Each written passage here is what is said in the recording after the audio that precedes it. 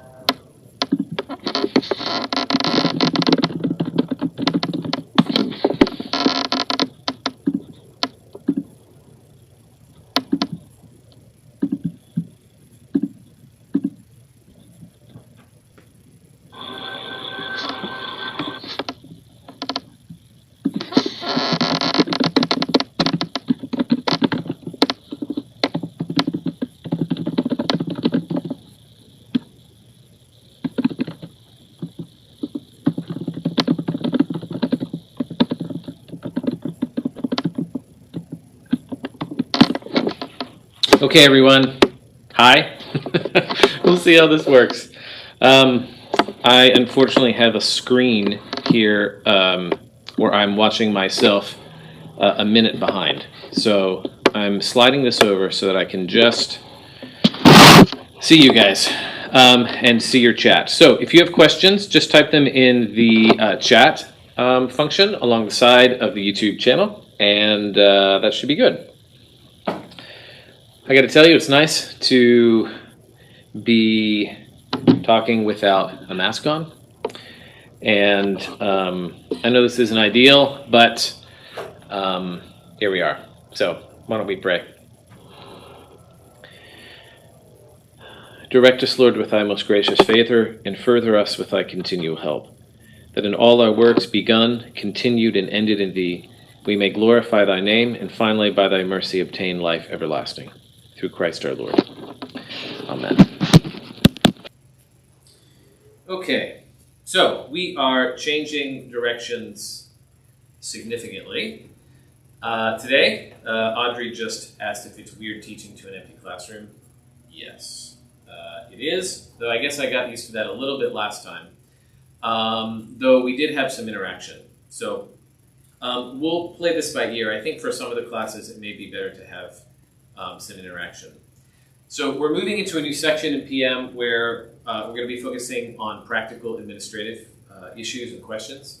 And we have a number of guests who are going to be helping out with that in the coming weeks. So next week, Father Joel Prather should be with us on Tuesday. I'm almost, given our lockdown, certainly via distance. And I think we'll probably need to do Google Meet for that, because I'm guessing it's one where questions are going to be pretty important. Bill Monti, who is our former CFO, is going to be talking about finances at the end of that week. And then, I don't have the syllabus in front of me, but I know that Laban is going to be, Mr. Duke is going to be coming in to talk with us about fundraising and stewardship questions. So, there we are. So today we're talking about managing both volunteers and employees. I can say for sure for me that this is one of the areas where I was extraordinarily underprepared and had no sense that I was underprepared until I was there. So my first position at St. John's in Dallas was a church school situation. And the employee situation was not one that was sort of conscious for me, because it was a strange situation.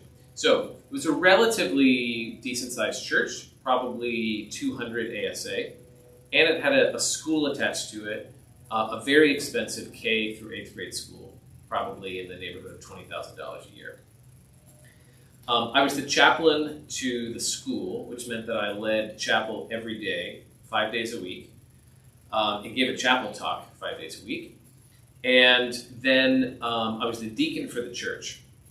But they were between rectors. The longtime rector had retired, and they had just hired an interim rector. The interim that they hired was someone who had been forced to retire early because of medical issues, so which should have clued them in that maybe he wasn't the best idea to be the interim, but that's who they chose, and it was a total disaster. We did the first chapel service of the school year together. We go back into the sacristy after the service, and he sits down, and he looks like he's going to die, and it turns out he almost died. It's not funny. I'm laughing because it was just so bizarre. He then is in and out of the hospital having all sorts of issues, and finally, and is taking terrible medication that's making him hallucinate, and he's starting to steal things from the church. He's like buying things for himself on the church's dime, and like really expensive computer equipment and other things. And it becomes clear that he's just like, not all his marbles are there, not all of the cylinders are firing, whatever the metaphor. So there's a curate as well. So they forced the interim rector to step down by, end of November. The curate, Father Yost, takes a position as a rector. So by January 1, both the other clergy are gone. It's just me. I was ordained a deacon in November. And then the canon to the ordinary is just coming in on Sundays to do Mass, and that's it. So I, with the parish administrator, are supposed to sort of handle things. The vestry is stepping up, and then I'm doing chapel, and I'm visiting all the old people. So I was just trying to kind of make things happen, and I didn't have anybody that reported to me. The parish administrator did not report to me. They reported to the vestry in that situation. So the situation was one where I just didn't have to think about employees. When I got to Incarnation, it was as wildly different a situation as possible. So St. John's had me, it had a parish administrator, a full-time one, and a part-time children's minister, a part-time music director, and a lay sexton. That was it. I get to Incarnation. You have a staff of over 50 people. And each of the priests had a full-time administrative assistant and oversaw one or more sections of the church's ministry. And so the first thing that became clear to me is that I didn't know how to have people who reported to me. Nobody had talked to me about this. I also didn't know how to have an administrative assistant, which may seem like a strange thing to say, but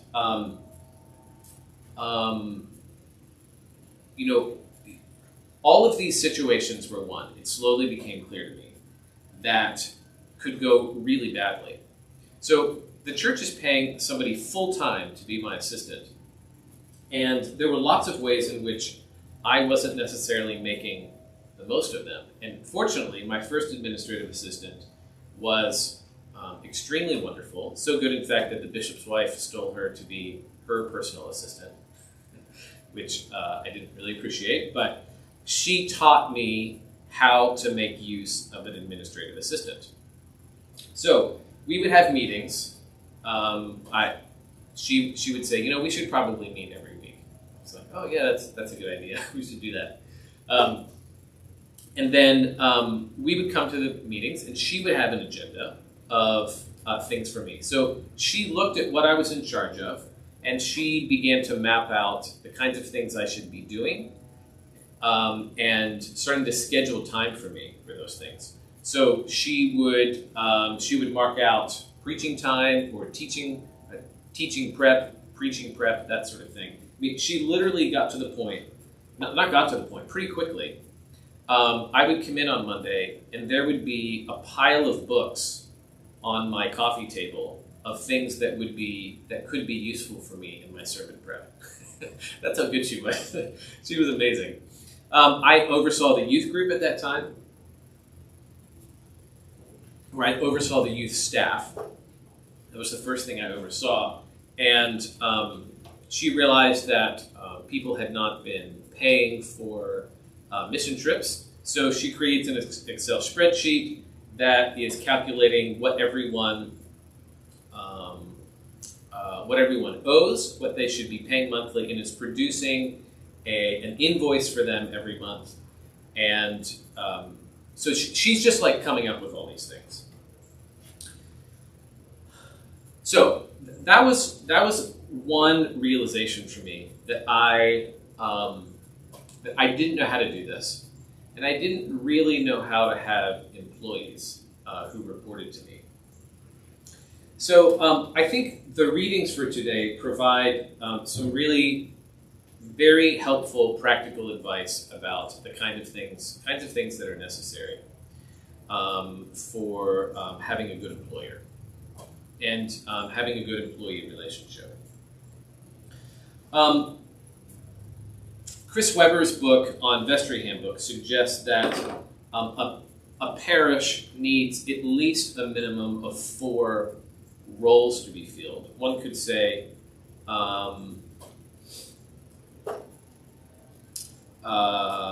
and they could be filled by different people. I'm just looking at a question from Mark. She was a paid employee, I take it. I assume you're asking about my administrative assistant. Yes. So this is a full-time employee with benefits, all of that. He suggests that there are at least 4. Priest, a parish administrator, an organist, a musician, and a sexton. And he suggests that it's possible in very small churches that this could all be filled by the rector. And I think the smaller a church is, the more likely it is that the priest is doing some of the things that a parish administrator would do. Anecdotally, my experience in churches and friends who have been rectors or worked in other parishes, that it is surprising to me how incompetent some parish administrators are. David Knox adds treasurer. Treasurer is often not, unless it's a large church, is often not a paid position. The treasurer is one of the positions on the vestry. So what Weber is talking about here are paid roles that usually, the church is not being cleaned by volunteers. The administrative things are not happening by volunteer, typically. But the role of the treasurer is essential, but it's a vestry role, and it's typically elected from within the vestry. Father Prather can talk about that next week. But I've been surprised at how incompetent parish administrators are. One of them, and this is a slightly awkward story, but their incarnation was large, and there were a couple of people that worked in the front office. One of them was young, a very pretty young woman. I checked in with her about something that needed done. And our conversation made it clear that something wasn't clicking, and I was like, well, just cut and paste that. And she said, what's that? And I said, you highlight the text and then you hit cut, and then you go to the other thing and you click paste. She was like, I don't know what that is. So I went to her desk and showed her how to cut and paste. And I thought, this is why things haven't been working so well over here, because this person did not know how to cut and paste just in a computer. So the person who hired her, it seems maybe was not checking whether they had the basic requisite skills for the job. Another sort of avenue of bad hires, and as Audrey is noting here, an incompetent admin can drag the whole church down. I mean, an incompetent person in any of the roles really can drag things down. So another way in which this happens is that hires function as an act of pastoral care. So we need to help somebody out, they need a job, so we hire them. Or we hire from within and then realize that the person is not competent. But because we've hired a parishioner, we've locked ourselves into a situation that we feel that we can't get out of. So I think something to really take real care about in hiring is to not think about hiring as an act of pastoral care or of charity for someone. But we have to take a more objective approach to church hires. We need to hire people who actually have the skills to do the job that's necessary. And I think that the question about hiring from within the church has to be, I think that the goal should be, or maybe what's considered normative is that we don't hire from within. There might be times where exceptions to the rule are necessary, or to that rule are necessary, but ideally we don't do that. I think the reasons for that are pretty obvious. At Nashotah, we have a lot of inside hires, and I think one of the main reasons for that is extremely practical. That is that we are not in a heavily populated area, and thus our options for hiring are extremely limited. You add to that the fact that for here, a lot of the roles require one to understand Nashotah pretty well. And, sort of random Dick or Jane off the street, especially if they're not Episcopalian or Anglican. I mean, that is a really steep learning curve. And the organization is small enough that it doesn't have a lot of bandwidth for absorbing somebody who doesn't know anything. So there are reasons to maybe break the rule, but I think that's one worth thinking about really carefully. Okay, Mark popped up and asked about the role of the parish secretary. So parish secretary does a number of things. I mean, and this is going to vary a little bit in the parish. I think one, they're the person who answers the phone, and they function as something of a buffer for the rector. Obviously, people need to have access to their priest, but it is probably practically helpful that there can be some sort of screening that's there. The parish administrator is going to keep track of a number of sort of basic information. So they're probably going to keep track of the database for the church. A typical role for a parish administrator is going to be producing things that are printed or published for Sundays. Probably the most important of those is the bulletin. They probably oversee the main form of communication. So lots of churches now are going to have usually a parish email that goes out. And this is probably a much more, I think it or at least has to go hand in hand with the bulletin in terms of communication. People are probably more likely, or at least as likely, to use electronic means as others as a way of just knowing what's going on. But this has to be balanced. I think if an email has 15 events listed on it, that's probably a bit overwhelming. So thinking about how to communicate in more succinct fashions but not overwhelming people, that's a challenge. Parish administrators can often help with overseeing, at least organizationally, some of the basic volunteers. So they can be a means of communication to Altar Guild, a means of communication to ushers, also communicating needs to sextons. Let's see.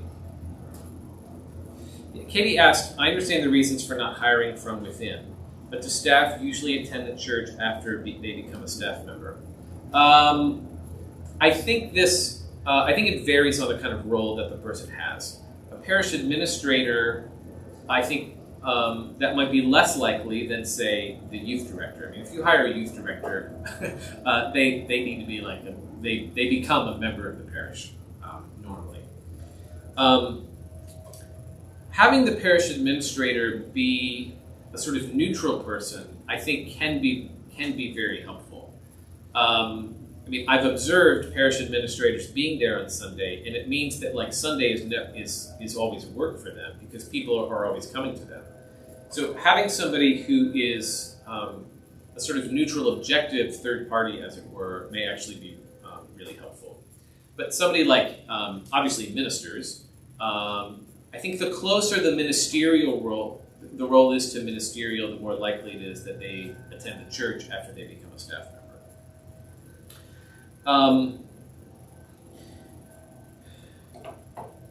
So another piece that is sort of interesting in church jobs, especially at least in Episcopal churches, as I understand it, is that everyone serves at the pleasure of the rector.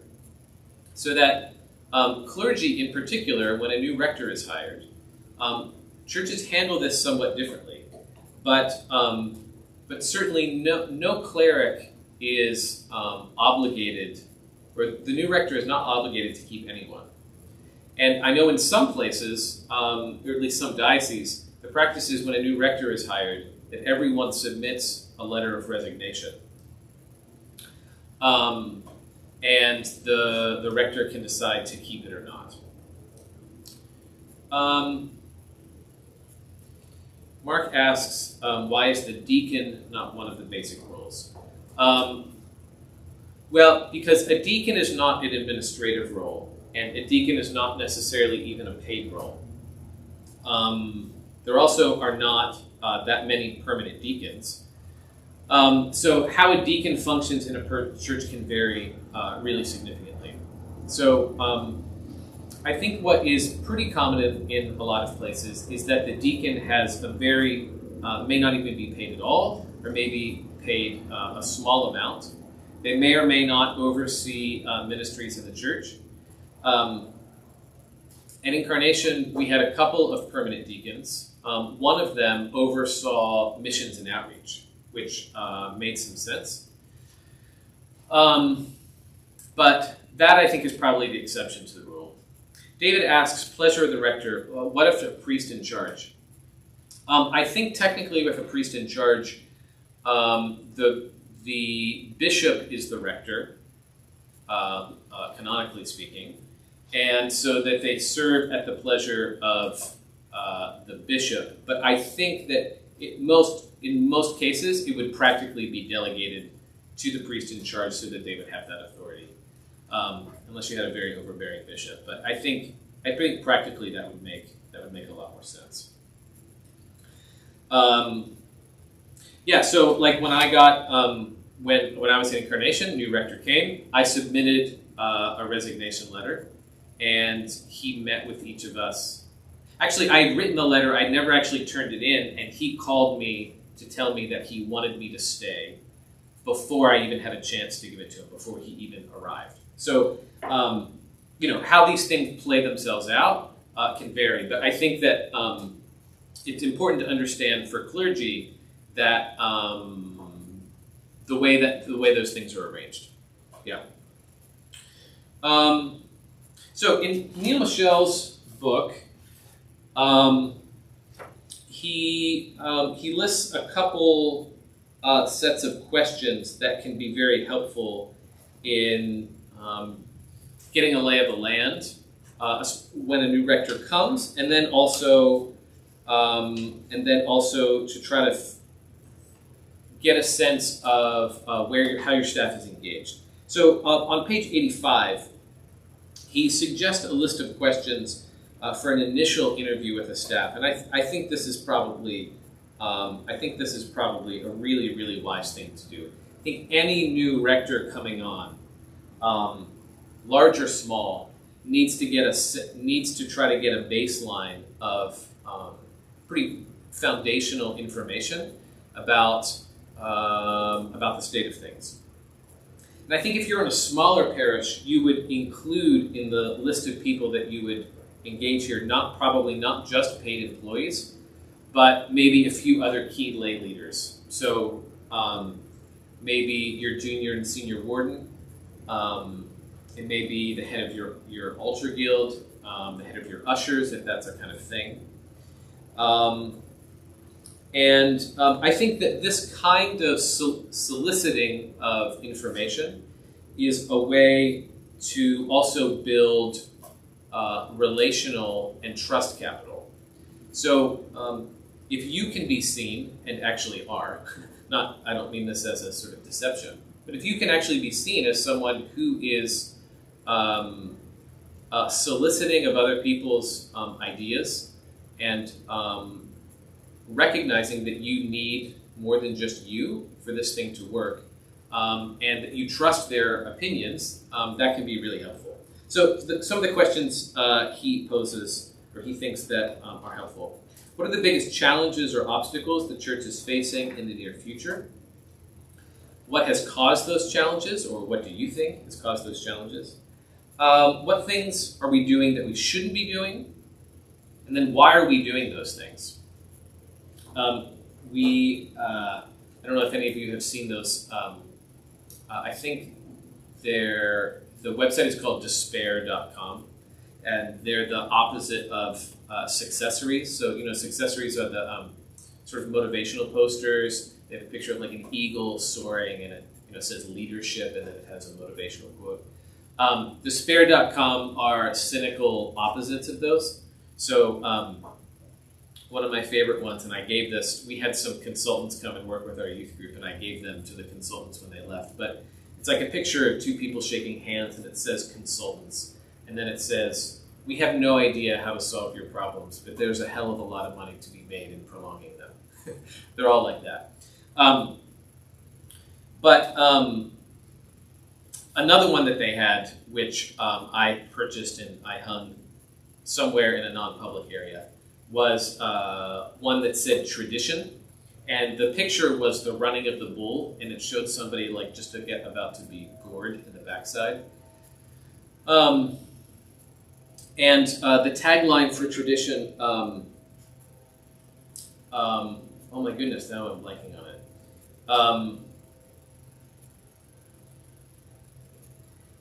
I think that the tradition one says, just because we've always done it that way doesn't mean it's not incredibly stupid. Churches in particular, and maybe Episcopalians even more so, are those who can create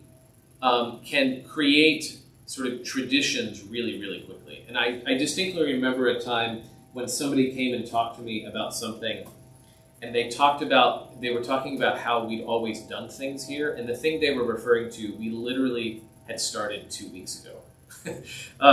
So I think it's not terribly uncommon that people can establish something as sort of rarefied tradition even when it's quite new. So trying to answer the question, if there are things we shouldn't be doing, why we're doing them, I think is pretty important. And then he has the flip side of that coin. What should we be doing that we're not doing? And then what do we need to accomplish those things? And then finally, this is always a good leader question to pose to others. If you were me, what would you focus your attention on? He then has a list of a couple of different kinds of questions for staff. And I think that these get to some of the basic pieces of having a good employee-employer relationship. And a lot of these questions are premised on assuming that there is something like a job description. Okay, before I get to those, let me just say real quick on the priest, the 4 minimum roles: priest, administrator, musician, sexton. I think I've said this before, but I'll say this again. I think that one of the most important, I would say a top 3 priority in a church financially is going to be music. If you're going to have music. And it may be that you're so financially strapped that that's not possible. But if it's possible to have music,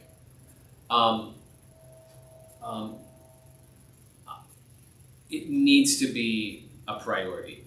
Music that, at least one of the ways to sort of think about this is that would music ever be something that if people visited, their response would be, eh. I cannot tell you how many of the churches that I filled in this diocese in particular when we moved here. I filled in for 3 or 4 years, a lot of Sundays, maybe 20 Sundays a year. Just how bad, and I mean bad, the music was in so many of the churches. And I thought, there's lots of reasons that churches won't grow. But bad music has so many negative effects. One, I think it hinders people from actually worshiping. And I think it hinders people from actually participating.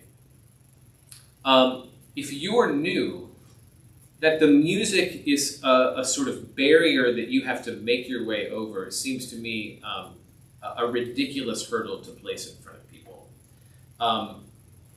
Father Kincaid, Dr. Kincaid's husband, is a great example of making this priority and how significant an effect it had. When she was at Notre Dame, he had 2 parishes, and one of the first things he did was replace the musician.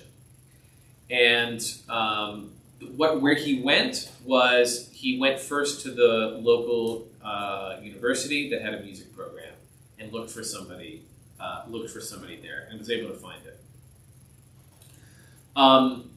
And so here's what I think the minimum are. Can the person accompany the songs, whatever the music is, hymns, praise music, mixture? Can they do it in such a way that encourages congregational singing and is beautiful? Mark asked, are we talking poor performance or poor selection or both? I'm talking more poor performance. There was also, the places where you go where they were picking the same 5 Curcio songs to be sung at communion from 1972 that were themselves like pretty bad songs, and nobody sang them. So, but I'm talking poor performance. I'm talking the musician playing and just playing lots of wrong notes, playing so poorly that the congregation is trying to figure out how to stay with them, and usually after a while, people are just they're not going to participate.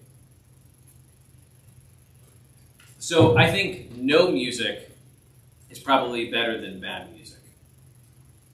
But he hired somebody who could accompany the hymns really well. They worked together to choose hymns that were really singable and that people knew. So one way in which a musician could be bad is choosing lots of music that might be seasonally appropriate but that nobody can sing. So Dr. Williams chooses a lot of music here, and I'm sure he would say this to you, that is not necessarily what you should do when you're in a parish. So part of the purpose of chapel and music here is to expose you to what is there and to know, among other things, like things that are singable, things that are challenging, things that you should maybe never sing. But if you're, depending on the sort of approach of your musician, liturgically appropriate music, that seems exciting to me. But if it's things that nobody knows and he or she is not teaching the music, and there's a number of ways you could do that, then that's a problem. So playing hymns really well, choosing music, kind of old standards that people could sing, and you kind of have to figure out what those are in your church. And then with the choir, they had a volunteer choir, no paid.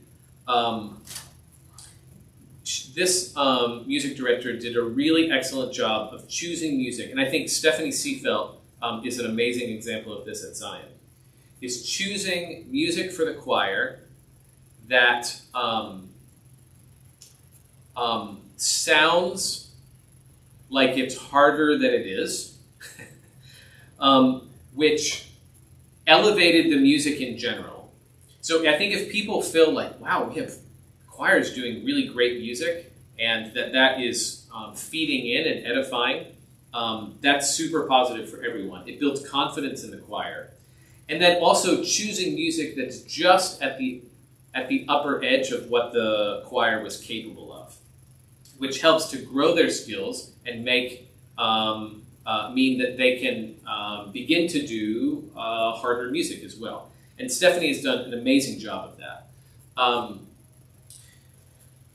Picking things that have grown the choir and also not been sort of lowest common denominator, but calling everyone to come up higher, as it were.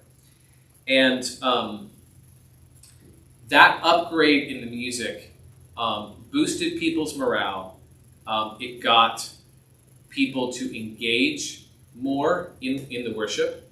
The music was not a barrier, but the music was actually one of a number of things that helped them to worship and to focus on God. One of the other main things that he did there, and this is related to sort of parish administrator, he also had to fire and get a new parish administrator.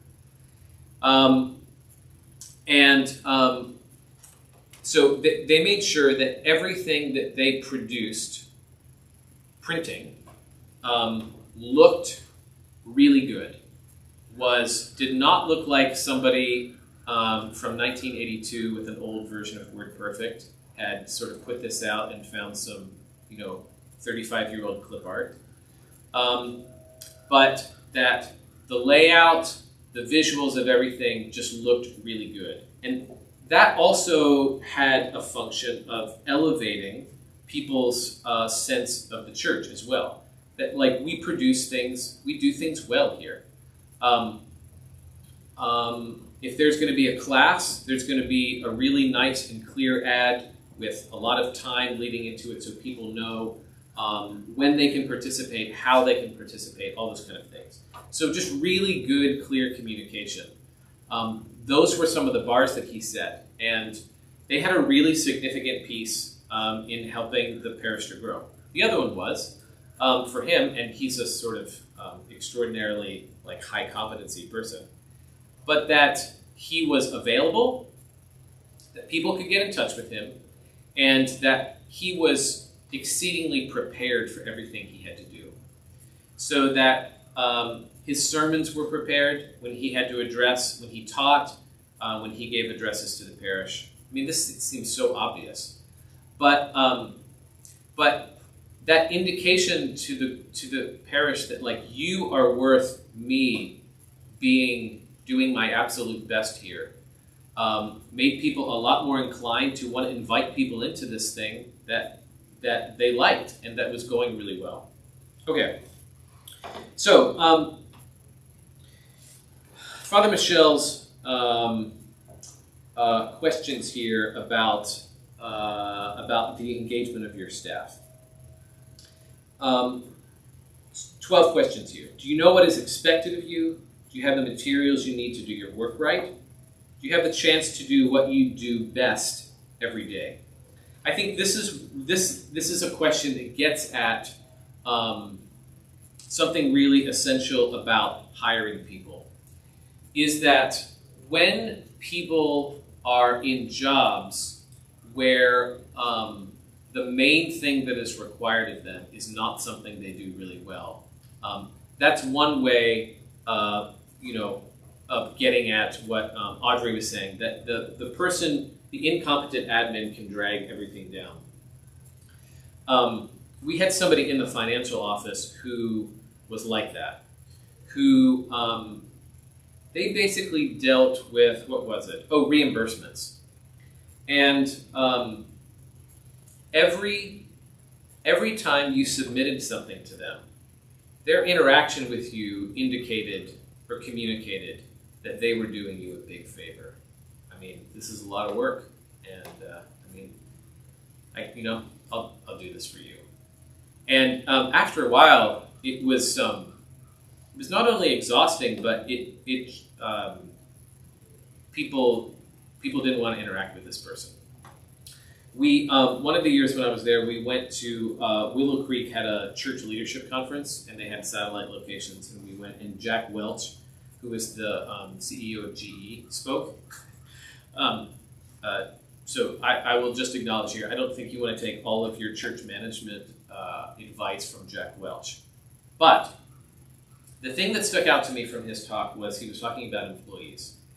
And one of his, and this is well known, and he has a book about this, one of his well-known approaches is that every year they would evaluate who are and it was a high percentage, it was something like 10% of the underperforming staff, and they were fired every year. And everyone was sort of like, oh, geez.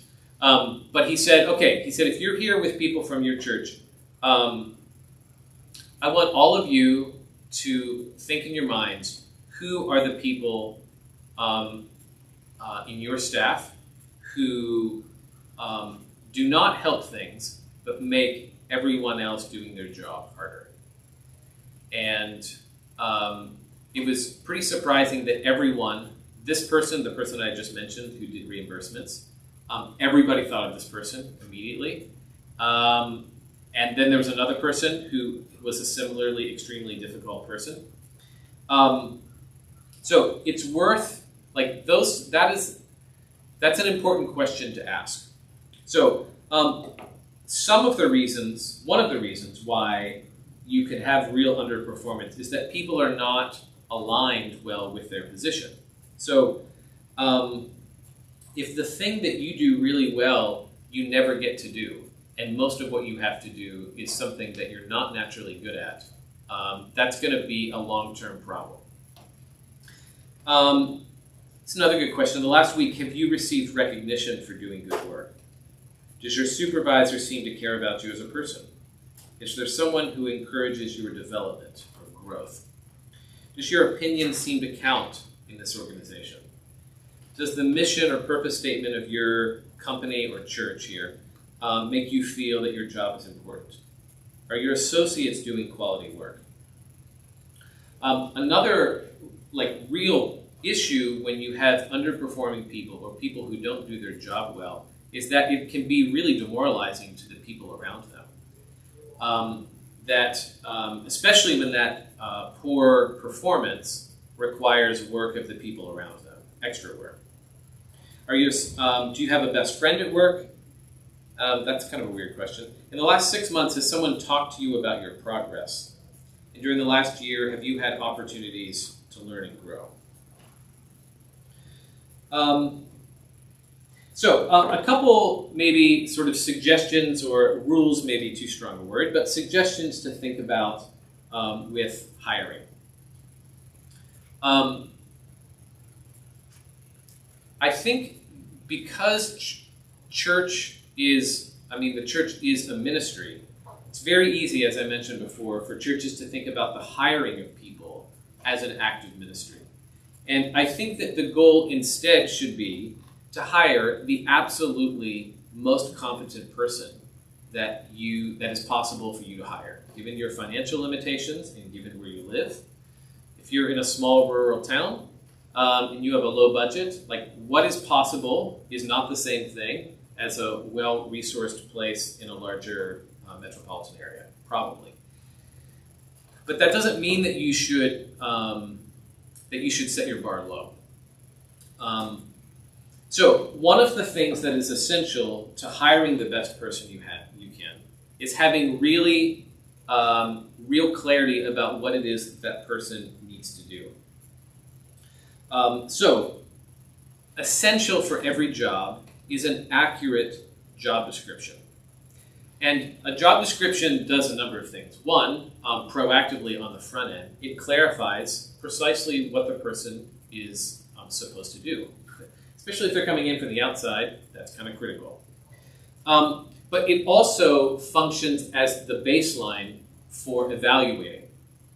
And evaluating employees, having a review process is really, really essential. Because if you don't have a regular way, you need to have a regular way that is where there's shared expectations about how growth and expectations can be communicated. So, just having ad hoc meetings to tell people when they're not doing things well is not very productive. But having regular meetings where there is opportunity to address how things are going, how they're not going, and also a regular review process is really, really helpful. One thing that can be helpful is to have the employee participate in the creation of the job description. Now, it sort of varies here on the situation whether that makes sense, but it can be, especially once someone is hired, especially when it's clear that there's not great alignment between jobs and people. It may be that things need to be moved around. And so allowing people to participate in the process of working on their own job description can be really helpful. When I got hired in Incarnation, my experience was pretty much the opposite. It was one of the weirdest job interviews. Not that I had tons of job interviews, but certainly the weirdest one I had. And when talking to other people, it was extraordinarily strange. We sat down, and the rector was like, "So, we're looking for somebody who really likes poetry." And I was like, "What?" And I couldn't tell if it was a joke or not. And he was like, "Do you like to read?" And I was like, "Yeah, I was an English major." He's like, "We need somebody like that here." And I was like, "Well, what do you need? What are you hiring for?" He was like, "Well, what do you want to do?"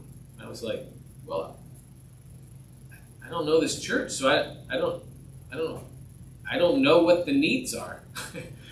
And anyway, we had this very bizarre conversation, and then it's like, you're perfect for this church. I was like, this was just terribly confusing. To give you another little window into the person who hired me, who very quickly left and retired. But this same person, I preached that year on Good Friday. And I remember that we were kneeling at the steps of the altar at the very end of the service, just before the final collect, set your cross of passion between our souls and your judgment now and at the hour of our death. And he leans over and he's like, "So it's a great sermon. It's going to be something special for you in your box later, so just take a look." And he had written me a check from his discretionary fund that was like a bonus for my Good Friday sermon, which Krista and I both thought was extremely bizarre and sort of made us feel queasy. So I think we gave the money away because it just felt so weird. So anyway, job descriptions, clarity about what's expected are really critical. Having also, as part of the job description, an articulated schedule for when review happens is really important. And I think that that can be yearly, or it could be every 6 months. Especially with newer employees, it may actually be helpful to have something more regular. And it's also, a review is a built-in objective way of being able to address when there are serious problems. So if you have a job description and you have a review process, then you have an objective place from which to say, oh, this isn't working, here's what's being expected of you, this is not what's happening. It then also provides for you, it gives you a way to be able to address this, including if somebody needs to be let go. So a review process is one where you can say, okay, so this is what needs to happen for this job to continue to still be a good fit. So these are the areas in which growth is going to need to happen. We're going to reevaluate this in 6 weeks, in 3 months, and if these have not improved, then we're going to have to look at another arrangement. Another piece that I think is really helpful and important for a good employer relationship is regularly meeting with staff with clear purposes. I'm guessing that many of you have probably had experiences of staff meetings that are sort of pointless. So you have a weekly staff meeting, and you leave the meeting and you think, why did we have that meeting? That was dumb. That was pointless. So meetings must be meaningful. That is, they must be useful. Now, there is something useful about having everyone together. That is, in building kind of camaraderie and feeling like we're on a team. Like, that is a good, but that can't be the only good that a staff meeting functions. So with individual employees, a regular meeting, I think, is pretty important. And whether that's, say, maybe like every week or every other week, something like that, but checking in, how are things going, what's been going well, what's not been going well, where do you feel like you need support, what are your goals coming up here? Speaking of goals, another thing that is really important as part of a review process is having the employee set out goals for the next period of time, whether that's 6 months or 3 months or something like that. That gives them an active sort of participation in thinking in a future way about their position, and also it gives you insight into how they see this role in relationship to the church. So thinking back to the parish administrator question, one of the things that a parish administrator can really help you do is help keep you organized with liturgical year planning. We'll talk about this a bit next semester in the practical liturgy class, but one of the things that is going to make your life really much easier, especially if you are in charge of the liturgy, whether that's a delegated role to you or you're the rector or priest in charge. A couple things that are going to do that. One is that you have a very accurate and detailed customary for your parish. And a customary that describes what is normative for all the services that you have. So if you just have one service on Sunday, that's easier because that's just one to do. But if you have 2 services on Sunday, sort of spoken right 1 service, the sung right 2 service, those are going to be pretty different. And a customary describes everything that is required for that service to happen, what all the setup is, what the execution of it looks like, what everyone's role is, how they execute those roles, and how you conclude at the end.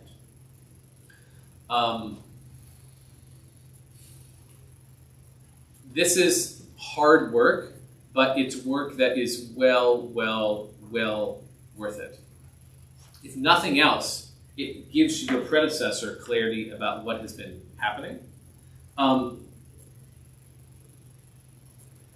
But much more importantly, it allows everyone to literally be on the same page. When training people, that you have something objective from which you're working. So related to a customary is a detailed description of what are the liturgical changes that are made seasonally and according to feasts. So this is kind of like a customary, but it's a customary for the liturgical year. So when I took over the traditional worship at Incarnation, this is basically a 3-year project that I undertook, which was to create this and sort of hone it. And what we ended up with was a customary for, of course, all the services that took place. But then for every Sunday of the year and season, a description of what was changed, and then a corresponding file that gave the text of how the bulletin was changed. So we had a standard template, and then we had a sort of ordinary time template, an Advent, Christmas, Epiphany, Lent, Easter templates.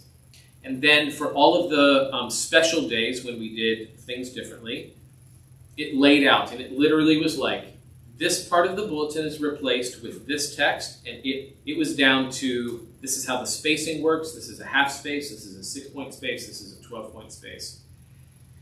And that might seem, it is like overly anal, but it also meant that those kinds of changes could happen really quickly. It did not require people to recreate the wheel every time. It meant that people, whoever was in charge, had absolute clarity about what they were supposed to do. Then we also kept a large binder that had our bulletins for a whole year for a couple of years. So it meant that when we were coming to one-off big things, especially around Lent and Easter, that we knew exactly what we did last year. So we,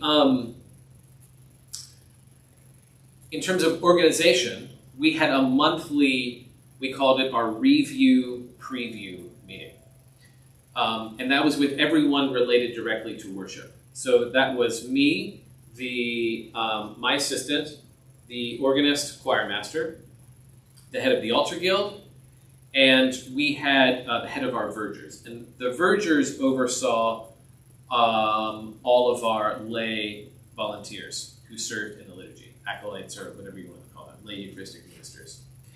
And we would do exactly as the name suggested. We would review what had happened in the last month, all the Sundays, any special services. If there were issues or things we wanted to change for next time, we had our master list of our year customary, and we edited that, but we kept the information from what we had done before, so that we could easily have something that we could track. Oh, we did this in 2006, but we recognized that this didn't work, so we made this change for 2007, so that we could easily see all of that information. This made a huge, this was extraordinarily helpful. And it meant that because of this kind of organization, it meant that the parish administrator, Incarnation was large enough that they had their own sort of publication marketing department, that the production of bulletins could be so much more smooth. Okay, just a few more things about, or a few words about volunteers. I can't remember which of the books said this, but gratitude is the currency of volunteerism. A sort of basic posture of engaging with your volunteers from a posture of thankfulness, appreciation, and also that kind of we're doing this together and we're a team.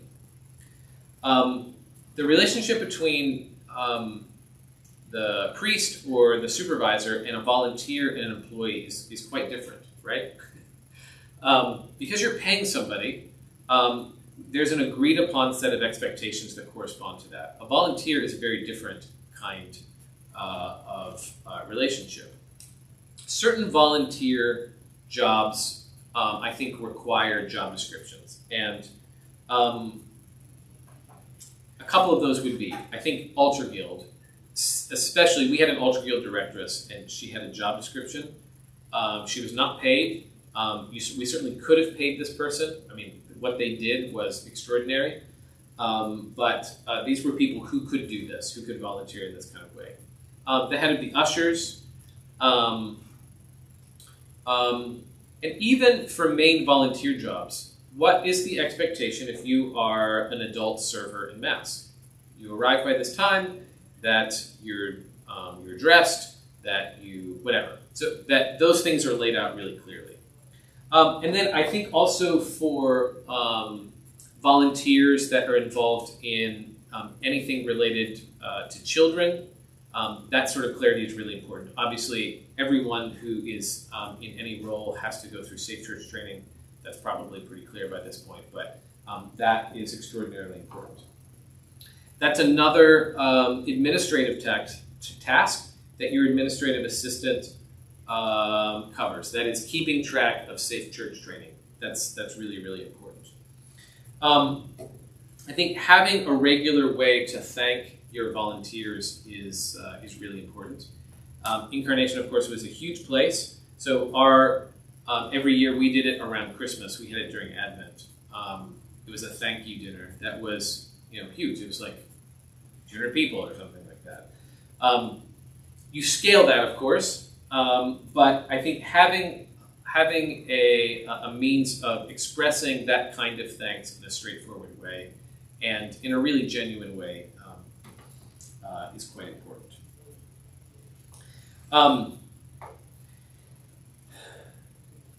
There's obviously a lot more that could be said about this kind of all of these matters.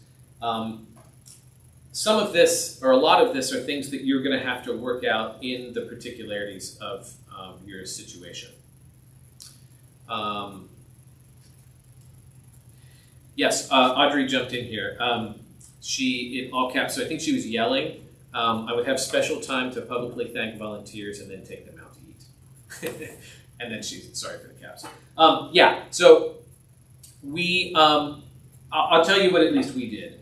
We, because it was so big, having all 200 people together, because we had so many services, trying to thank all your volunteers in each of the services was challenging. But we'd have a big dinner when we would celebrate them. And we also then would have another avenue to that, which was we had kind of get everyone together in sort of training at the beginning, before the fall kickoff. So it was the opportunity to again thank volunteers, sort of show that we're all on a team together, and then also an opportunity to retrain or address if there's things that were changing, that you can do that with everyone there. So David asks here about advice on reprimanding volunteers without alienating them. So I think this is where having job descriptions for volunteer jobs provides for a little bit of distance so that there's something outside of just your feeling about them. But you have something objective that you can say, this is what this role does. This is where there's some tension there. This is always really, really fraught, though. Probably one of the worst examples of this, or most challenging ones I had, was a parishioner who was a regular meal and drinking friend with the bishop. And he had a bit of an anger problem. He also had a drinking problem. We had to change our approach to ablutions because when he was serving, he would come, because we had 6 chalices, and he would be finishing off multiple chalices.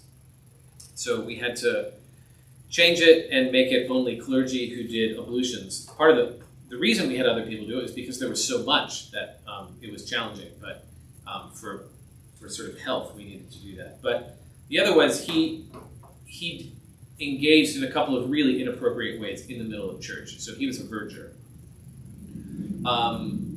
Incarnation is in a very white area in Dallas, and the first African American who served as an acolyte, he was serving, he turned the wrong way, and this person grabbed him by the upper arm and yanked him and like swung him around in the middle of a church service.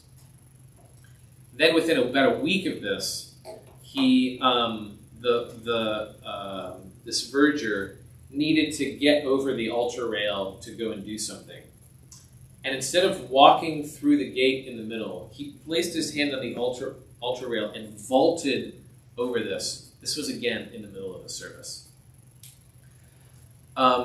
So the way the rector wanted to handle it, he said, you need to communicate with him that he needs to come in and sit down with you and I before he can serve again. And he refused to do that, and he didn't serve again. But I have to say I was grateful that the rector had my back there. I was still pretty young at that point, so it was like 31-year-old me and this middle-aged man who ran a business and was friends with the bishop, but nonetheless.